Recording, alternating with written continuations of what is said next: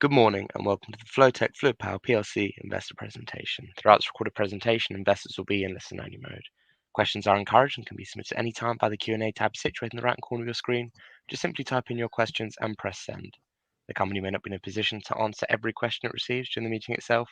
However, the company will review all questions submitted today and publish responses where it is appropriate to do so. Before we begin, I'd like to submit the following poll, and I'd now like to hand you over to Mike England, CEO. Good morning to you, sir. Good morning. Thank you for joining us today from wherever you are around the world. It's a pleasure for me to be here. I'm on day 101 as the Chief Exec for FLOWTECH, and we're going to talk to you today about our 2023 half-year financial results, but we're also going to talk about our plans for the future. By way of introduction, I just wanted to say a few words coming into the organisation. This is a good company. This company is number one in the UK and Ireland as it relates to fluid power products and technologies. It's grown by acquisition over the last number of years.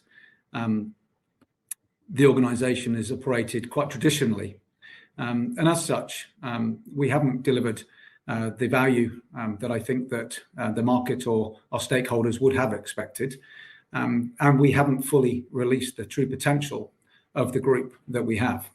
So I'm really excited to talk to you today about how we release that full potential and how we go on our journey to the future. And our aim, very simply, is to provide our customers with power, motion and control solutions from a single component right the way through to fully integrated engineering systems.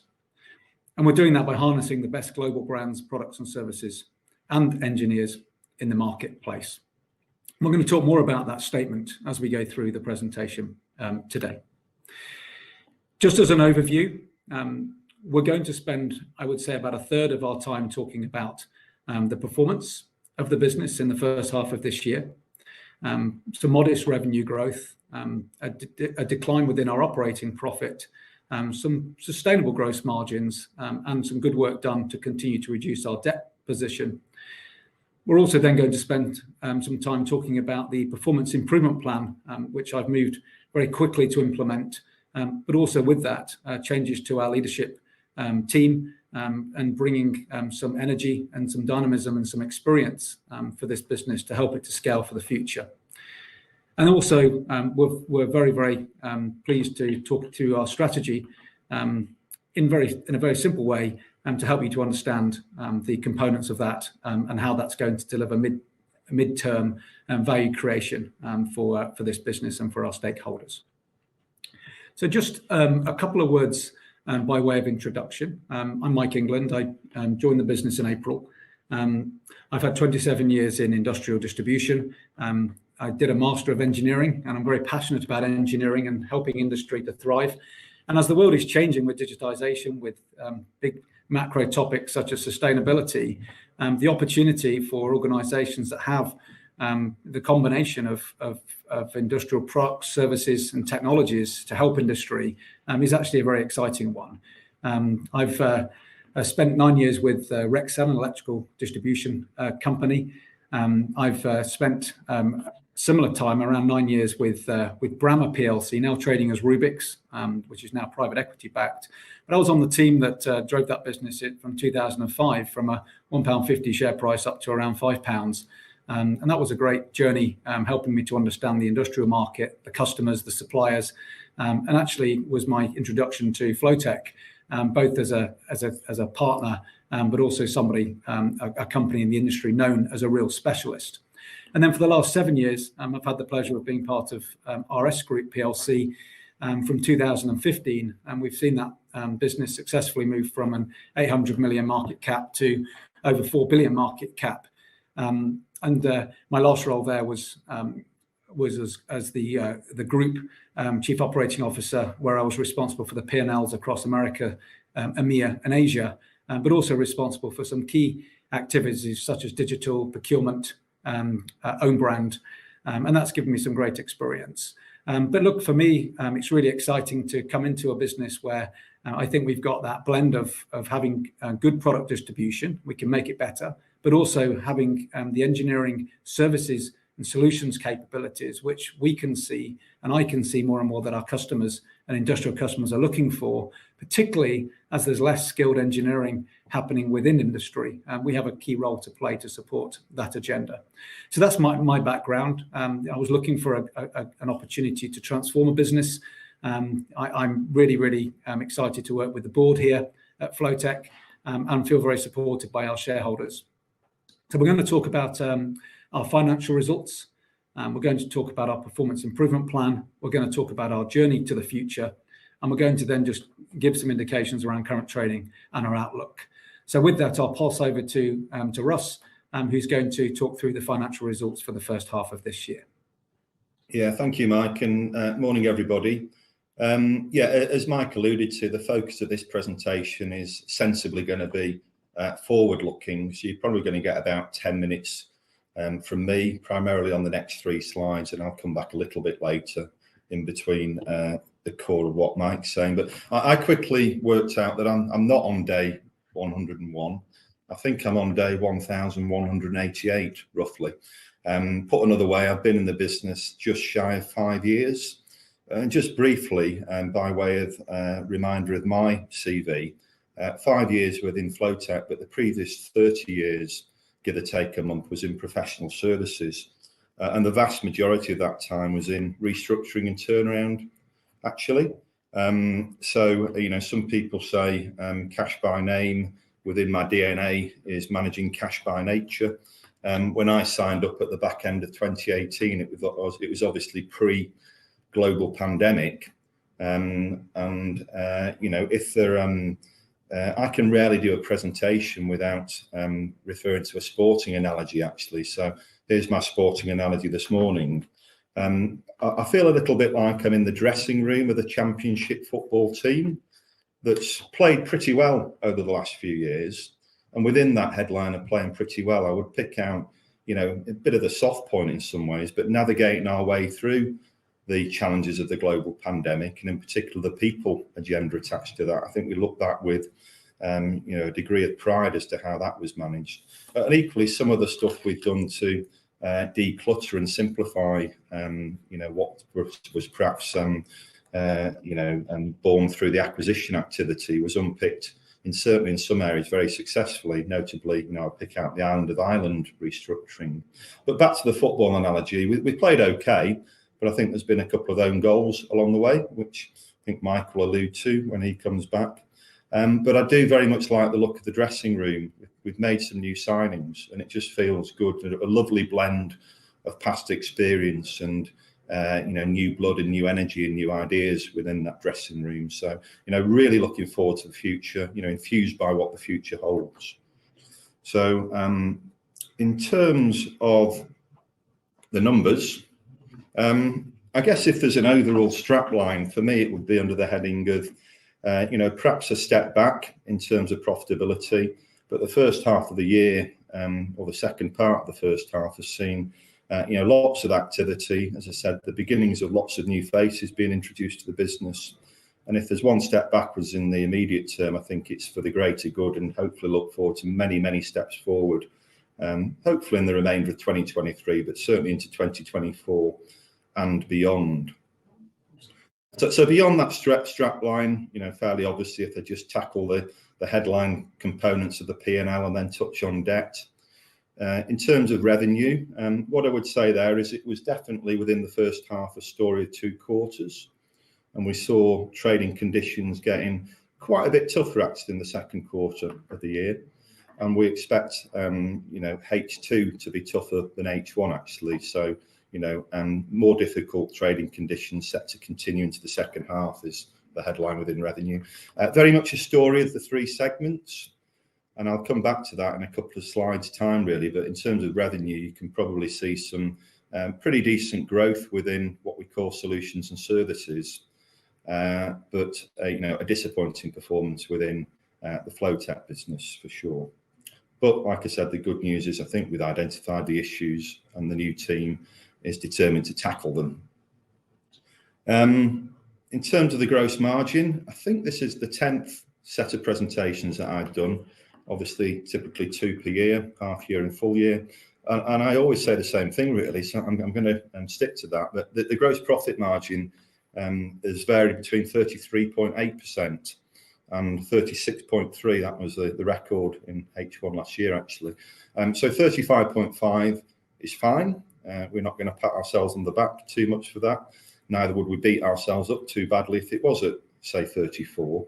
It fairly obviously depends upon the mix of business, with the product distribution segment typically being higher margins than solutions and services. And in fact, beneath that headline, we can see a very strong performance from the services segment, where we sort of sorted out the gross margin and worked out what to charge our customers there. And that's offset, the mix, which is less biased than it typically is between product distribution, solutions and services. So, gross margin we're perfectly happy with. Underlying operating overheads, on a like-for-like basis, an underlying basis, the increase is 4.5%.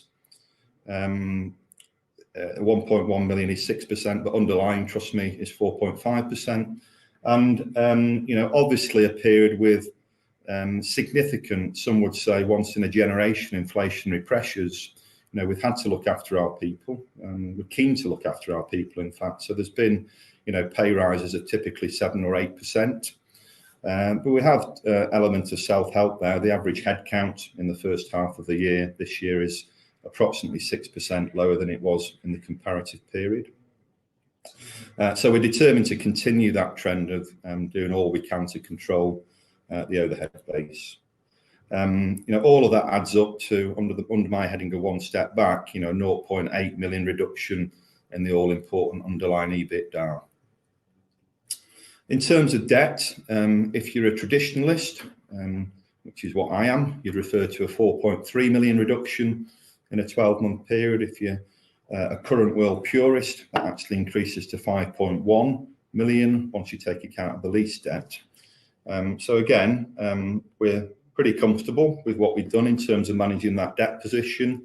You can see some reasonably attractive green bars on that reconciliation chart there. Probably the one I would draw your attention to isn't the cash profit, which is the first green bar. It's the working capital one. I think that says 2.6 million, albeit I'm testing my eyesight, small print. But inventory went down in that 12-month period by 3.9 million. Currently sits in our balance sheet at circa 30 million. We've clearly had to react to factors outside of our control. But we'd like to think we've given that due care and attention. But equally, I think there's quite a lot more that we can achieve moving forward under that heading, in particular with some of the new faces that are now in that dressing room.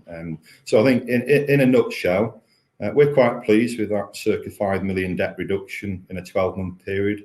We believe the second half of this year will deliver further debt reduction, and we strongly believe that that trend should continue into 2024. As I said, from my own personal point of view, I feel those skills generated over a quarter of a century personally put me in a good space in making sure that trend continues. And just before handing back to Mike, just in terms of those segments, let me start with the positives.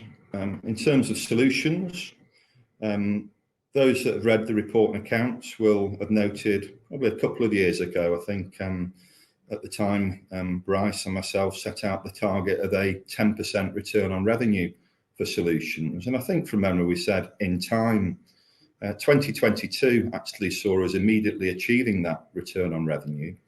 And it's really nice to see that that was continued into the first half of 2023 with, as it says there, that 11.2%.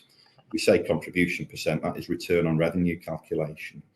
As I said, we don't expect life to get any easier in the second half of this year, but particularly pleased to see that stat being achieved and maintained.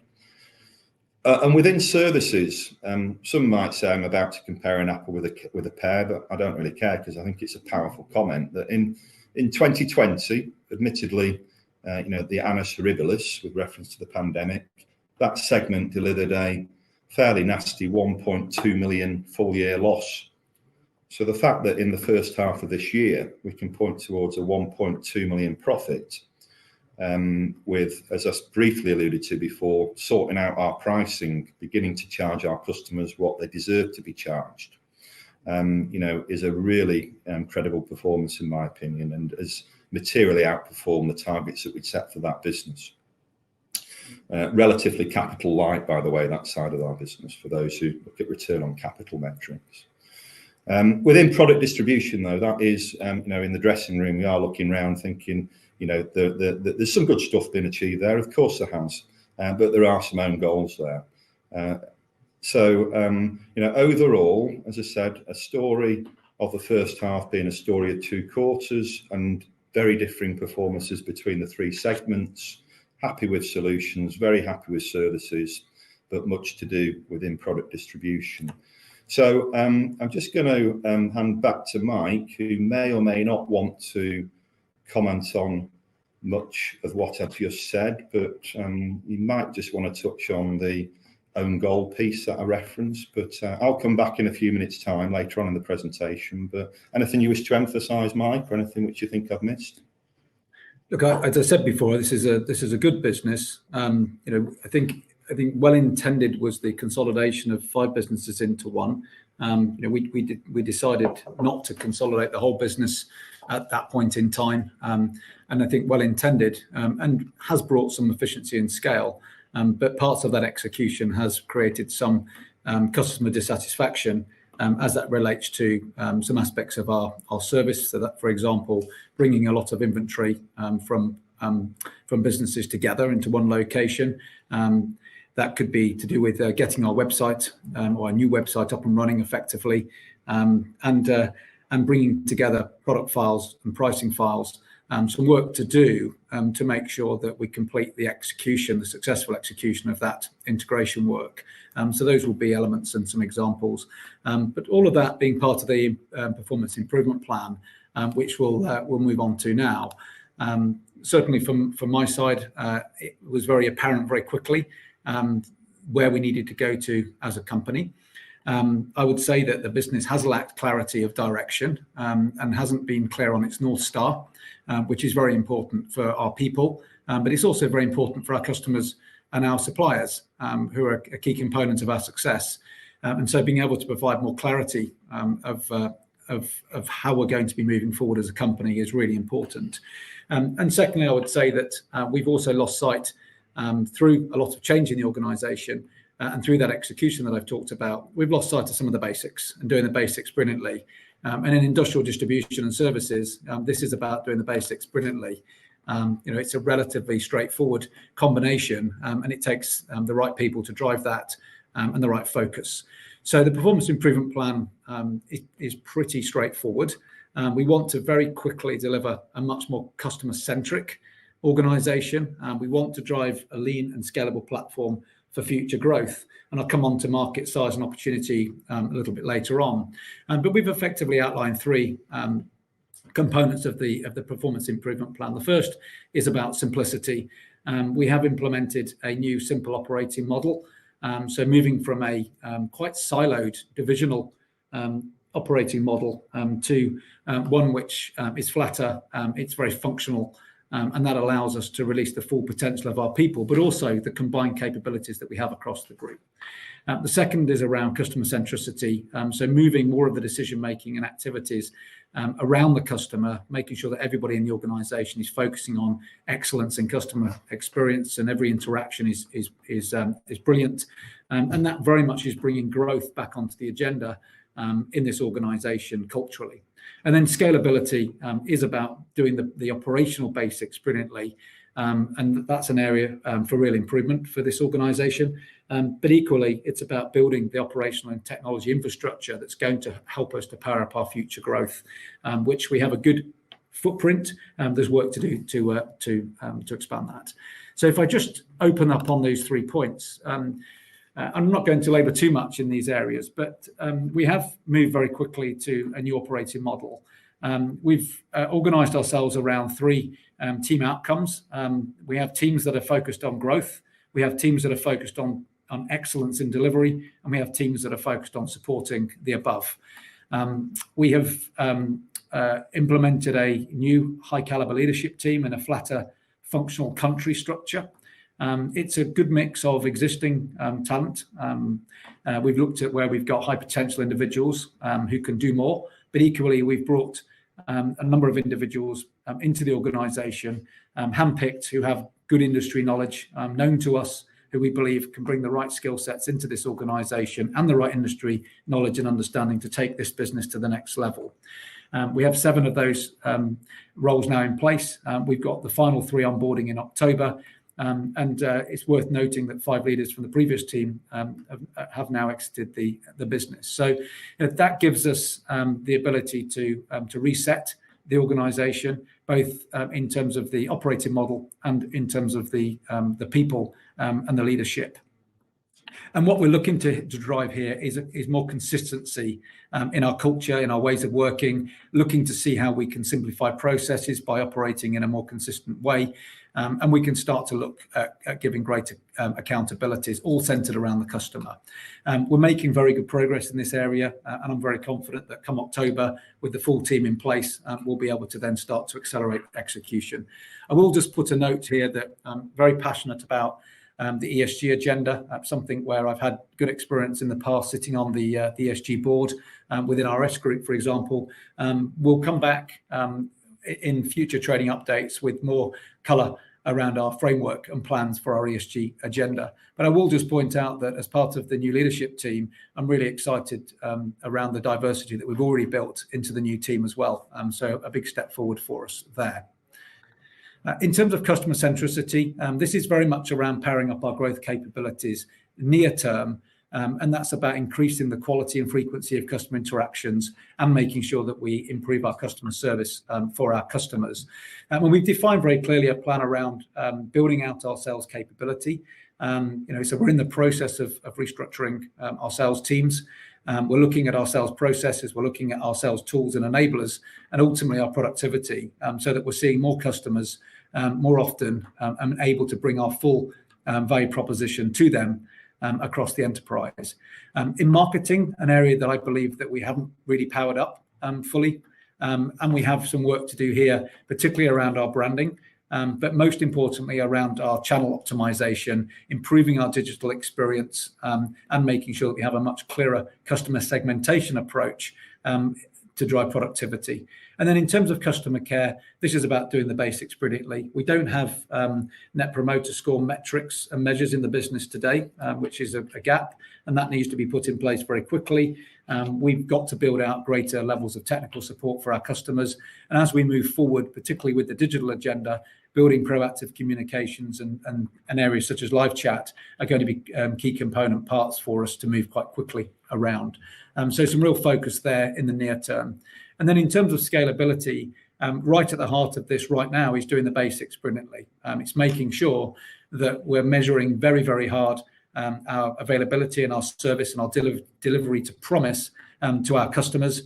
And these are areas for improvement today. But more broadly, focusing in the area of digital, looking at how we can continue to improve the website experience for our customers and listening to their feedback, looking to see how we have greater exploitation of insight and building more digital tools and enablers for our customers. On IT and data, we've got work to do here to look at process improvement. We have still different ERP platforms given the acquisition trail that we were on. And we have made some progress to consolidate our ERP platforms, but there's an opportunity there to continue to make improvements. And as with our data infrastructure, to make sure that we can drive that insight effectively. And then I would say more operationally, looking at how we can introduce more automation to improve our efficiencies within our distribution landscape, but also manufacturing excellence. What we do in services and solutions is we manufacture and we have production capability for our customers to provide them with engineering services and solutions. And we have an opportunity to be more efficient and effective at how we deliver that as we scale. And finally, we have some decisions and some options around facilities upgrades and where we can further consolidate our business over time.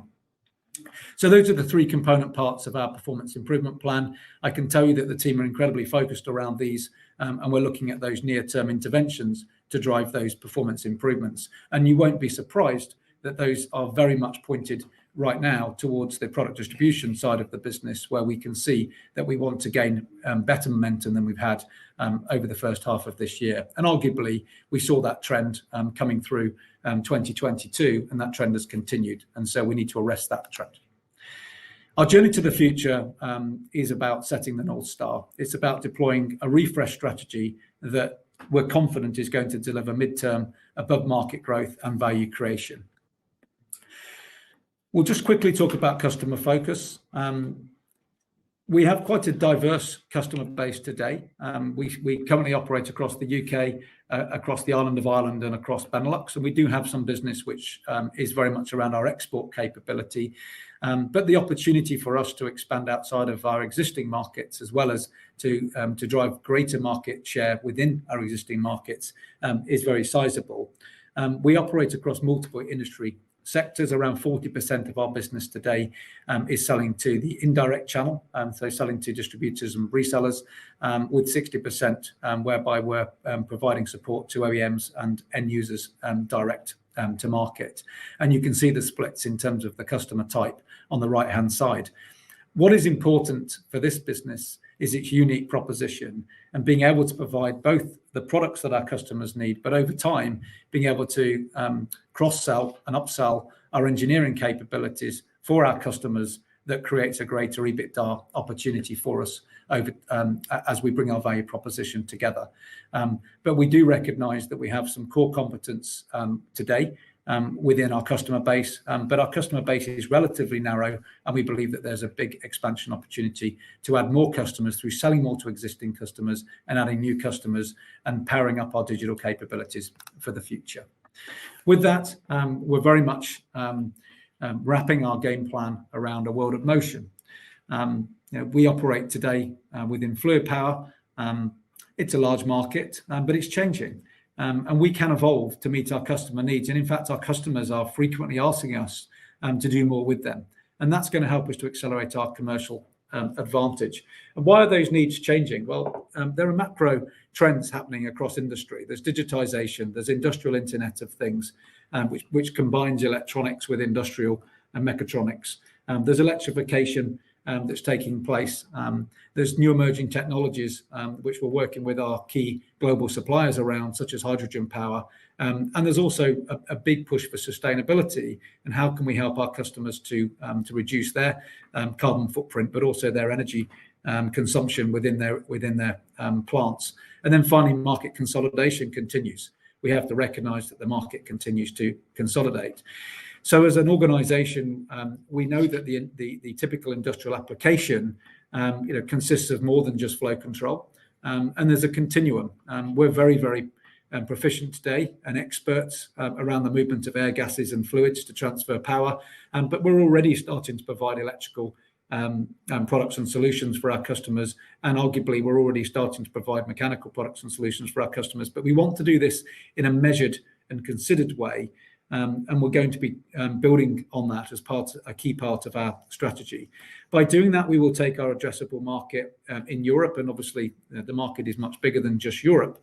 But for now, let's look at Europe from around 10 billion to more than 30 billion. So that gives us a 3x opportunity as we go forward and expand our product and services capabilities across the world of motion. And then with that, the power of one. Bringing together the full capabilities and potential of the group under one brand, having one simple operating model and one value proposition. And under the performance improvement plan, we've already made some strong progress in getting this off the ground. Strategically, we're moving from a fragmented approach where we still have multiple brands to market. We're operating quite independently today with individual profit centers, which does create more of a siloed way of working. And we're going to move to one approach, one brand, a simple operating model, a very consistent value proposition, and we're making sure that that is very much focused around our customers and growth. And so you can see we will be moving to FLOWTECH, a world of motion. And really what I look at quite simply, and having good understanding in this market space, is we're not yet combining the full power of our product offering with the full power of our engineering offering for our customers. And I truly believe that by doing that, really effectively and executing that brilliantly, 1 + 1 = 5. And with that, we want to create a powerful customer proposition. We want to create greater speed and agility for this business because, as I said, we've been operating quite traditionally. And I would say that pace and urgency isn't something that's in our DNA as a company today. And we want to make sure that as we go on this journey, we drive a greater level of efficiency within this enterprise. And I believe that there's opportunities to do that and to achieve that. And then finally, wrapping that together into a value creation plan, where we've put together a midterm value creation plan consisting of 6 engines to power our EBITDA growth, which we will continue to come back and give updates around. And perhaps on that, Russ, I'll let you just continue to talk to this slide and then move on to the current trading and the outlook. Yeah, thanks, Mike. So yeah, just before I do that, if somebody was to say to me, look, Russ, you've been in the business over 1,000 days. Mike's only been in the business 100 days, 101 days. What's really different? For me, I think there are 3 key things. Firstly, coming back to my football analogy, the team. I think the team has made some new signings and hopefully on the cusp of the promotion season is the first point.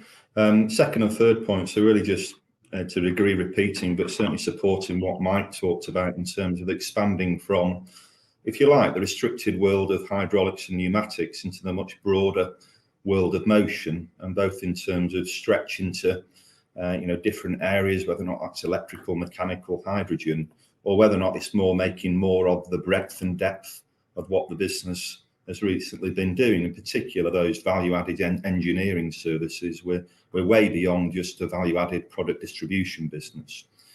And finally, again, Mike's referenced it, everybody thinking about the group, delivering the group, whether or not that's a salesperson or an operational person, rather than focus on individual profit center mindset, which has worked well in the past, but I think now is the time for a reset button in many different areas. So in terms of that value creation plan, sorry, let's go about one. 6 different what we call engines to EBITDA growth. Arguably number 6 there is the most important of all. But being a numbers person, I'm not going to focus too much on that one. But those first 5 there, we've got focus in what we call the immediate 3 months, the medium 6 months, and the long term beyond 6 months in each of those 5 areas. And without dwelling on them too much, I would say that each one of those 5 in isolation has big opportunity, and certainly all 5 of them in aggregate have really big opportunities attached to them. Some of it is, as Mike says, doing the basics brilliantly. I would probably capture number 1, customer growth within that category. And I think there's an opportunity to recognise that we have lost some business in the past, but the view is that we can get the vast majority of that back, and actually beyond that, build on it. We can turn, yesterday's lost business into tomorrow's opportunity, we strongly believe. In terms of commercial excellence, with 1 or 2 new signings, I believe that we can refresh our approach to that 75 million annual procurement spend. Over time, hopefully improve the quality of an already strong gross profit margin, and importantly, begin to do some of the basics around packing and picking, better than we have in the past. I've already talked about product and service expansion. That's to the world of motion point. Within own brand, big opportunity there. At the moment, with about 15% of what we do is own brand.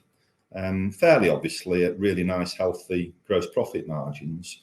But we believe we can increase the proportion of business we do through own brand. And importantly, at the same time, keeping our suppliers happy by over time growing our procurement spend with them as we broaden the range of offerings. But we can build on that already strong GP percentage to an even stronger GP percentage. So a bigger proportion own brand and building on an already strong GP, that's an exciting opportunity. And then number 5, I guess, comes back to me in particular. Russ, at the end of the day, is somebody who's got a quarter of the century track record of looking after costs and cash. So to a degree, I'll be back to basics in a comfort area of my own there. So, as I said, all 5 of those in isolation, big opportunity, and in aggregate, huge opportunity. In terms of where we are right here, right now, I already touched on the fact that within the first half, life got tougher in that second quarter. And I've already touched on the fact that we expect the second half of the year to certainly be no easier than the first half. But we've got our new team in place with, refreshed energy all over the pitch. And we're doing all we absolutely possibly can under that immediate 3-month banner to deliver as strong a possible result for the remainder of 2023. We recognise there's only a third of that period now in play. But if nothing else, to set up those engines for a really strong start to 2024, to get hopefully a full or fullish year impact of lots of those activities which underpin those engines. And with all of those new people in place, as Mike said, some of the new signings are already on the pitch, and all of the new signings will be on the pitch within 7 or 8 weeks. So Mike's going to sort of provide some concluding comments to me, but if we get those engines started and roaring, and we focus upon cash management, and we do a half decent job at communication, hopefully we're set for good things. Over to you, Mark. Okay, so just the wrap of all of this in terms of opportunity for us and opportunity for value creation. We are a differentiated specialist in what we do. We're building out a much more powerful proposition, which we believe would give us the opportunity to drive greater growth in what is a very large and unconsolidated industrial marketplace. And as I said before, more than 30 billion of market opportunity in Europe alone, and arguably that market is much bigger. We have a very diverse customer base today, and we're seen as an expert in what we do, which is a key differentiator.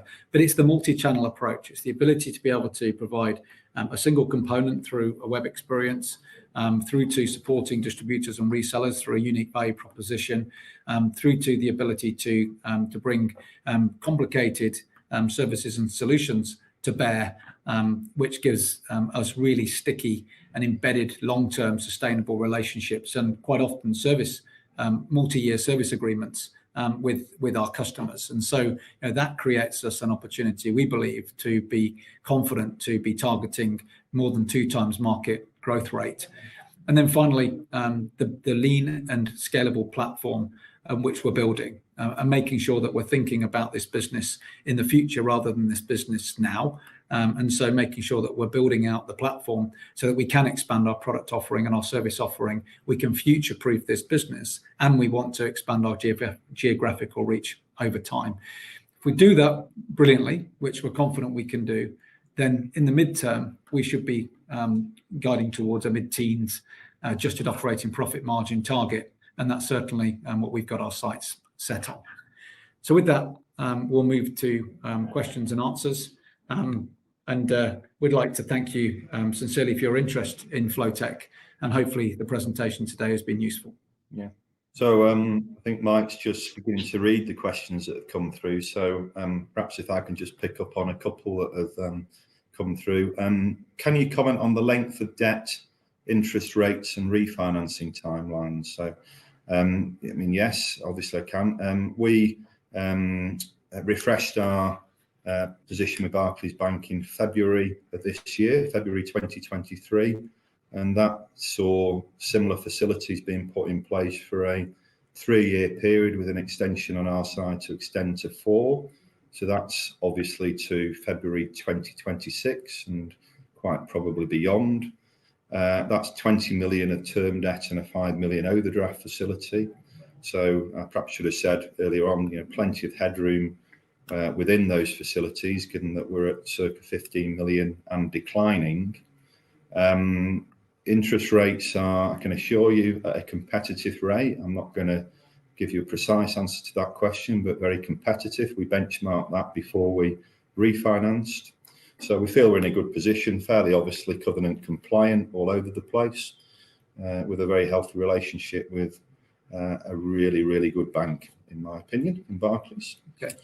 Russ, I'll just take this question.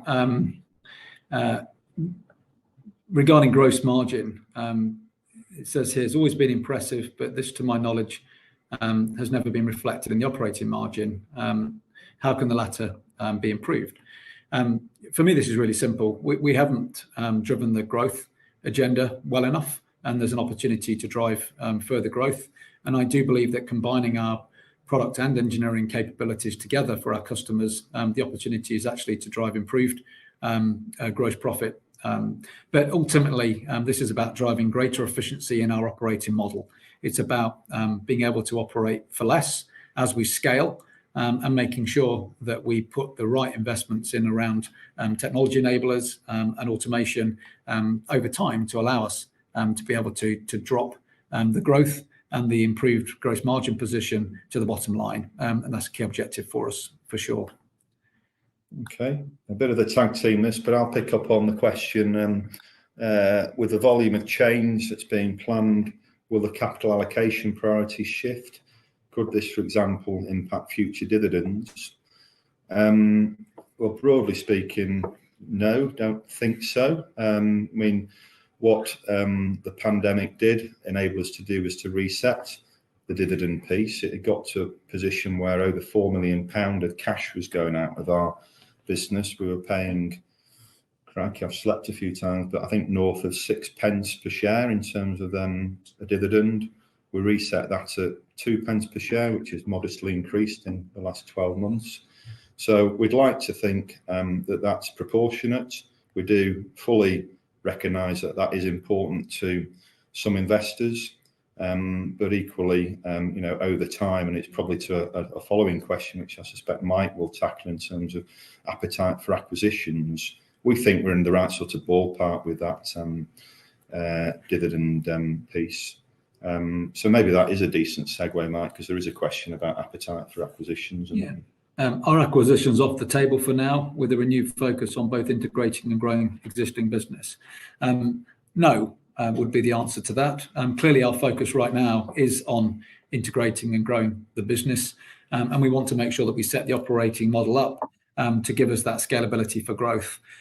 What we're trying to do here is to create an operating model which, if we were to look at acquisitions, we have a very, very clear plan of why we would be making those acquisitions and how they're going to be synergistic to clip into the operating model that we have, as opposed to running everything separately, which I think has been more the plan in the past. There's three key areas why we would look at acquisitions. The first would be to help us to accelerate our product expansion. The second is helping us to accelerate our service expansion and build more capabilities within the organisation. And the third will be geographical expansion, both within the markets that we already operate, but also into new markets where we believe that there is an opportunity to grow. So we will continue to look at opportunities as they may occur. These things do have a gestation period, and so it's important that we're well networked into that. But we do want to be very clear on that North Star and that vision for the future. And so any acquisitions need to be accretive to that and support and underpin our strategy. And there's a question above that around, could you give more detail on customer concentration, please? I mean, I've given a quick flash up there in terms of some statistics around our customer base today. But in reality, our customer base is very broad as it relates to virtually every industry sector that one could think of. But because we're into hydraulics as well, we do operate within the mobile environment quite significantly as well. In fact, there's not a day I don't go out of my house and think about opportunities to sell motion control products. They're everywhere. They're all around us. And so, the ability to help the world to move and to help industry to move is something that's really exciting for us, right the way through to airports, to ports, to transportation systems, as well as industry, utilities, and renewables. But today, I would say that our business is concentrated a third, and a third. A third is into original equipment manufacturers, a third is into end users, and a third is into resellers and distributors. And we're looking very hard at how we make sure that we continue to work within that ecosystem, importantly, playing a critical role to support distributors and resellers with our expertise, but equally to support end users and OEMs as we need to, working in that partnership and ecosystem. We have an opportunity, though, to significantly grow our customer base from where we are today. I would say that the numbers of customers that we have today is relatively small, and I think the opportunity to make that number bigger is huge for us. Russ, any other questions that you can see here? Yeah, there are several actually, aren't there? What can we pick next?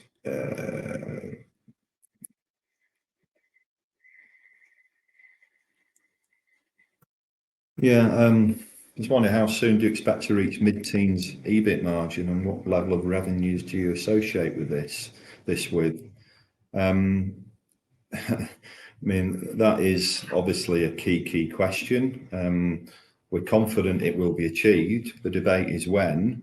I guess it's a bit wishy-washy, this, isn't it? But on a series of sunny days, each of those EBITDA growth engines is going to get up and roaring really rather quickly, and we'd like to think it can be achieved, sooner rather than later. The numbers, the expectations are in the market for 2024, which don't do that. So my answer would probably may want to build on that. As soon as possible beyond next year might be the headline answer to that. Yeah, look, I mean, I think if you look at the trajectory of the business, we're resetting and rebasing the business this year, and we're looking to gather some good momentum through 2024, and we'll be looking for those sunny uplands to appear 25, 26, and that's our goal. So that will be what I would class as being midterm, near term, and I think a lot of the questions in here, represent the near term. We are very much focused on that performance improvement plan and making sure that we drive the performance of the business today. There was a question in here around why we're taking on new managers, and does that mean that previous integration of the business was poorly managed? Look, I mean, hindsight is a wonderful thing. As coming in as the new chief exec, ultimately, for me, I have to assess the business as it is today. I have to look at that through the lens of the customer, and I've spent plenty of time out with customers, and I've spent plenty of time out with suppliers, and I've got a very good fix on what I think we're doing well, but also what I don't think we're doing very well, or where, to Russ's point, we perhaps scored a few own goals. Not anything to do with bad intentions, but I would just say that we could have executed certain things better than we have. We now can build on that. I have good experience, and I think we're bringing a team on board that have some great experience to be able to take this business forward. And most importantly, experience of what it looks like to operate at scale. How do we want to build this business into a much larger business, and having the experience to be able to scale the organization is really, really important.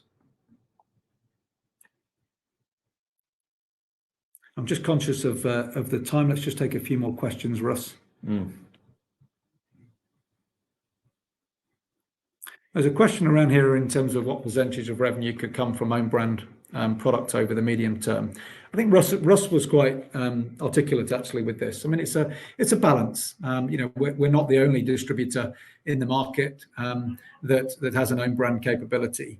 Actually, I've been really quite impressed with our own brand capability as a business, which is very broad across the pneumatics, across the hydraulics, and actually, moving more into process and industrial. We work in partnership with a number of our global suppliers as well, as part of bringing that own brand offering to market. But we have built a core competency over the last 30 years of own brand. It's a little bit hidden today because it operates under multiple different brands within the business, and so there's an opportunity to bring it more to the forefront and to simplify the brand recognition of own brand. But look, for me, a near-term target will be to get it to 20%. But this isn't as a substitute for growing with our mainstream global brands and key strategic supply partners. What I've seen in the past done well is that by having own brand, it fully complements the growth strategy for the leading brands, and actually we can accelerate growth both with our leading brands, but also with our own brand. And to Russ's point, there is an opportunity there to improve our margin mix over time, and we'll continue to monitor that as we go. Do you want to take one more question, Russ? Was there any others that came through? Yeah, I mean, probably not got time for all of them. It's good to see the lots of questions, but maybe what do you expect the cost of rebranding will be? Not as much as one might think, be my answer. as somebody who once worked for the merged PricewaterhouseCoopers and Lybrand organisation, who spent quite a lot of money coming up with what to call the merged firm, came up with PricewaterhouseCoopers. Life's a lot simpler here. So, you know, coming up with FLOWTECH and using sort of certain symbols and colours that are already in play is, you know, relatively straightforward. And that's not to dismiss the fact that there's certain things that will need to be done in terms of you know, the way our paperwork looks and, you know, potentially even legal structures and all that sort of stuff. But it's not going to cost a fortune in pound notes. It might take, you know, several hundreds of hours of people's time in aggregate, but it certainly won't distract us from those core immediate 3-month, medium 6-month, get your EBITDA engines roaring. So modest, I think, is my answer to that. I'll just build on what Russ has said. For me, this is opportunity cost. You know, the opportunity cost of not doing it. You know, today we've got 15 websites, multiple pages on different social media sites. You know, our customers often look at us locally as being a small company and don't really understand that we're part of a larger group. You know, there is a huge opportunity here by aggregating under one brand to drive a much stronger single value proposition to market and make it far easier for any customer who comes into our world to understand the full capabilities, the depth and breadth of what our product and engineering offering is.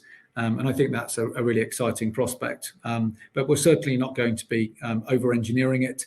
It's not complicated. You know, the business fully supports it. I think we've had, you know, fantastic feedback from our people. We've had fantastic feedback from the market. So, you know, it's very much, you know, let's just get on with it and let's focus on growth and focus on taking this business to the next level.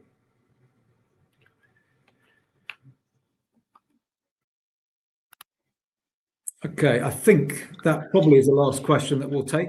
Perfect. Mike, Russell, thank you very much for that. I think you've addressed those questions you can from investors. And of course, the company will review all the questions submitted today and will publish those responses on the Investor Meet Company platform. But just before redirecting investors to provide you with their feedback, which I know is particularly important to you both, Mike, could I just ask you for a few closing comments? Yeah, look, well, thank you for taking the time to listen to us today, and hopefully, you know, you have a better understanding of our performance improvement plan and our very clear strategy to the future. I'm a very action-orientated person, probably because I'm an engineer by background. So, you know, we need to have structure. I think we have structure. We need to have clarity. I think we now have clarity, and we need to have the right people that can deliver and execute. And I think we've now got the right people to deliver and execute. So from our side now, we're just going to be getting on and doing. And I very much believe that the results will follow, and we'll be looking to those brighter, sunnier uplands over the coming years. So thank you very much. Thank you. Mike, Russell, thank you once again for updating investors today. Could I please ask investors not to close the session, as you'll now be automatically redirected to provide your feedback in order that the management team can better understand your views and expectations. This will only take a few moments to complete, but I'm sure will be greatly valued by the company. On behalf of the management team of FLOWTECH FluidPower PLC, we'd like to thank you for attending today's presentation, and good morning to you all.